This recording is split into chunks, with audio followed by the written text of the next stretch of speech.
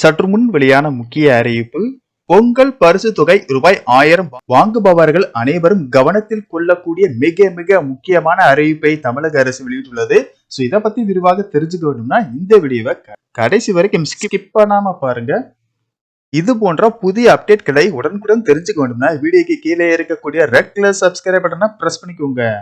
தமிழர் திருநாளாம் பொங்கல் பண்டிகையை முன்னிட்டு குடும்ப அட்டைதாரர்கள் பயன்பெறும் வகையில் ரேஷன் அட்டைக்கு 1 கிலோ பச்சரிசி, 1 கிலோ சர்க்கரை மற்றும் ஒரு முழு கரும்புடன் கூடிய ரொக்க பணம் ரூபாய் 1000 வழங்கப்படும் என தமிழக முதல்வர் மு.க. ஸ்டாலின் அறிவித்திருந்த நிலையில் தற்போது முக்கியமான அறிவிப்புகளை தமிழக அரசு வெளியிட்டுள்ளது.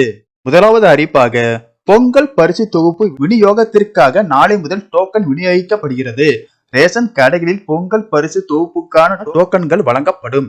டோக்கனில் குறிப்பிடப்பட்டிருக்கும் நாள் மற்றும் நேரத்தில் ரேஷன் கடைகளுக்கு சென்று பொருட்கள் மற்றும் ரொக்க பணத்தை பெற்றுக் கொள்ளலாம் என்று தெரிவிக்கப்பட்டுள்ளது.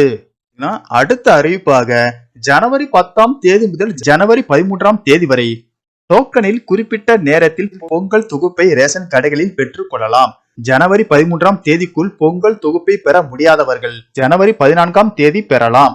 நாளை முதல் ஜனவரி 9ஆம் தேதி வரை பொங்கல் தொகுப்புக்கான டோக்கன் ரேஷன் கடைகளில் விநியோகிக்கப்பட உள்ளது. இந்த நிலையில் இந்த மாதத்திற்கான மகளிர் உரிமை தொகை ஜனவரி 10ஆம் தேதி மகளிரின் வங்கி கணக்கில் செலுத்தப்படும் என தமிழக அரசு அறிவித்துள்ளது. இதனால் பெண்களிடையே மகிழ்ச்சியை ஏற்படுத்தி உள்ளது. இந்த தகவல் உங்களுக்கு பிடிச்சிருந்தா லைக் பண்ணுங்க, ஷேர் பண்ணுங்க, மறக்காம சப்ஸ்கிரைப் பண்ணுங்க.